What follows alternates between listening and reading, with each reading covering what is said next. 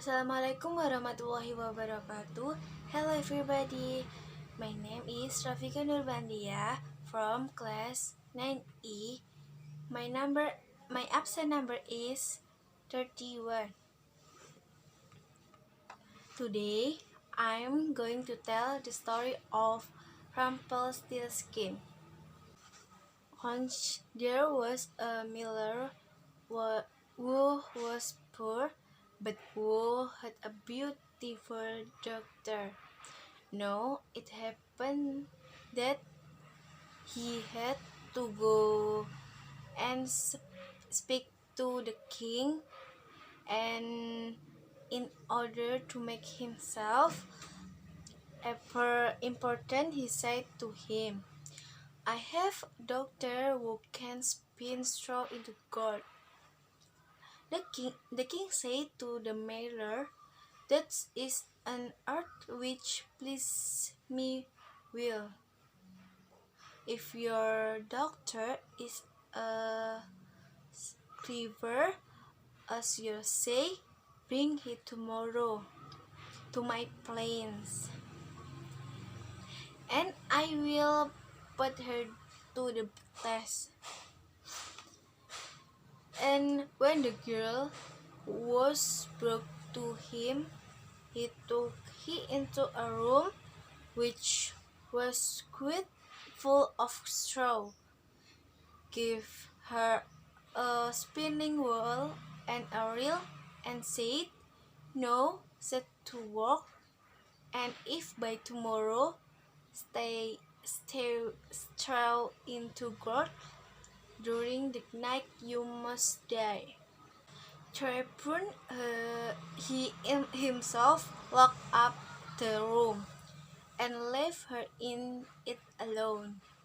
So there sat to the poor miller's daughter, and for the life of her could not idea how straw could be spun into gold. And she grew more and more frightened until at last she began to weep. But all once the door opened, and in came a little man and said, "Good evening, mistress. Why are you crying so?" "Alas," answered the girl, "I have to spin straw into gold, and I don't know how to do it." "What will you give me?" said the mannequin, "if I do it for you?" "My necklace," said the girl. The little man took the necklace, set himself in front of the wheel, and whir, 3 turns, and the reel was full. Then he put another on, and whir, 3 times round, and the second was full too. And so it went until the morning, when all the straw was spun, and all the reels were full of gold. By daybreak the king was already, and when he saw the gold he was astonished and delighted. But his heart became only more greedy. He had the miller doctor taken into another room full of straw, which was much larger, and commanded her to spin it also in one night if she followed her life. The girl knew not how to help herself, and was crying when the door opened again and the little man appeared and said, "What will you give me if I spin that straw into gold for you?" "The ring on my finger," answered the girl. The little man took the ring again, began to turn the wheel, and by morning had spun all the straw into glitter gold. The king rejoiced beyond measure at the sick, but still he had not gold enough, and he had the miller's daughter taken into a still larger room full of straw and said, "You must spin this too in the course of this night, but if you success, you shall be my wife."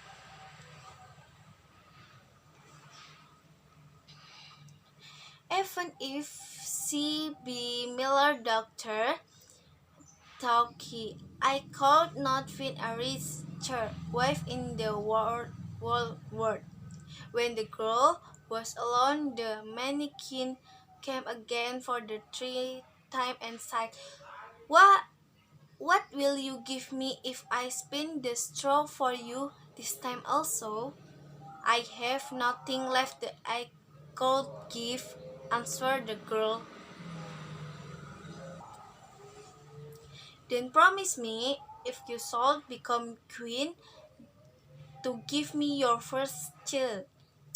"Who knows whether that will ever happen," thought the miller's daughter, and not knowing who else to help herself in this trade, she promised the mannequin what he wanted, and for that be once more spun the straw into gold. And when the king came in the morning and found all as he had wished, he took her in marriage, and the pretty miller's daughter became a queen. A years after, she brought a beautiful child into the world, and she never gave a talk to the mannequin, but suddenly he came into her room and said, "No, give me what you promised." That queen was horror-struck and offered the mannequin all the rest of the kingdom if he would leave her the child. But the mannequin said, "No, something is dear to me than all the treasure in the world." Then the queen began to let and cry, so that the mannequin told her, "I will give you 3 days' time," said he. "If by that time you find out my name, then shall you keep your child."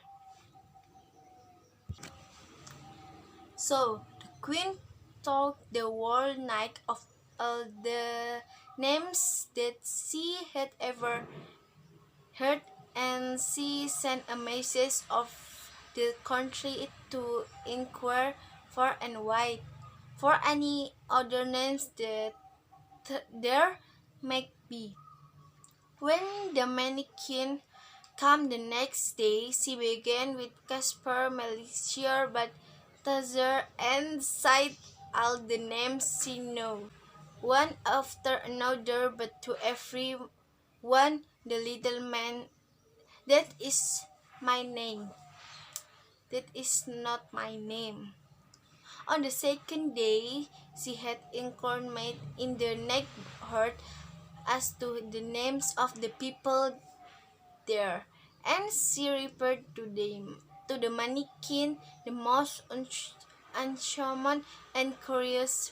"Perhaps your name is Shortips or Sheepskins or Lekalik," but the always answered, "That is not my name." On the third day, the message came back again and sighed, "I have not been able to find a single new name. But as I came to a high mountain and the end of the forest, When the fox and the hare bid each other good night, the eye saw a little house, and before the house fire were burning, and round about the fire quite a ridiculous little man was jumping. He hopped up one leg and said, "Today I bake, tomorrow brew. The next I I I will have the young queen's child.